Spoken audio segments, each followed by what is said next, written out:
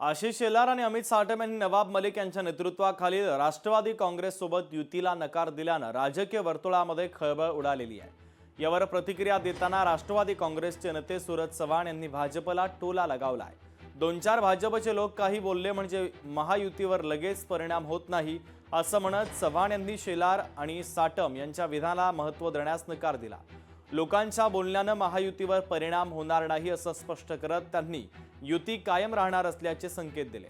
त्यामुळे मलिकांच्या समावेशावरून महायुतीमध्ये मतभेद चव्हाट्यावर आल्याचं चित्र सध्या तरी दिसतंय।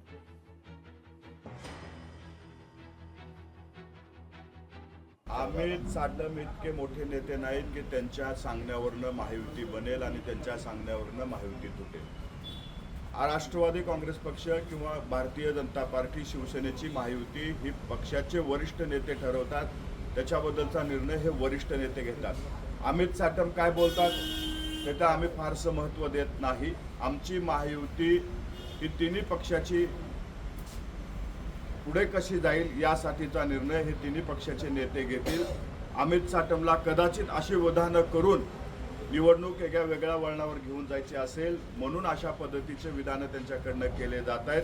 परंतु राष्ट्रवादी काँग्रेस पक्षाकडून सुद्धा भारतीय जनता पार्टीकडे युतीसाठी प्रस्ताव गेलेला नाही। आरोप सिद्ध होत नाही तोपर्यंत आरोपी ठरत नाही सना मलिकांनी नवाब मलिकांच्या संदर्भात वक्तव्य केलं। नवाब मलिक भाजपला नकोसे आहेत असं सना मलिक यांनी म्हटलेलं आहे।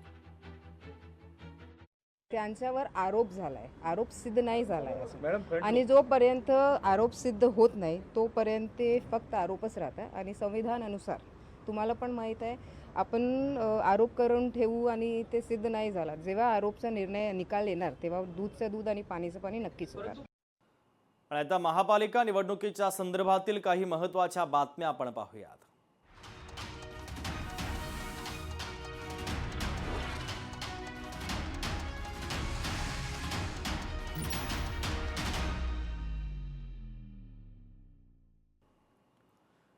आम्ही 150 पेक्षा अधिक जागा जिंकू, जागांसंदर्भात समन्वय आहे, अडचण नाही, अमित साटम यांनी स्पष्टोक्ती दिलेली आहे।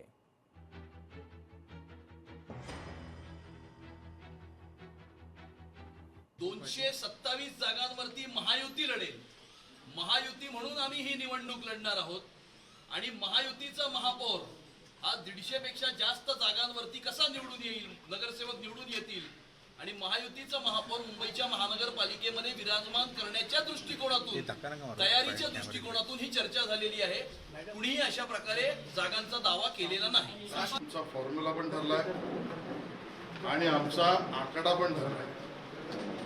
150+ एवढ्या महानगरपालिकेत महायुतीत नगरसेवक निवडून आणणे हा आमचा आकडा, हा आमचा फॉर्म्युला, हा आमचा निर्णय आज आम्ही चर्चा केली आहे।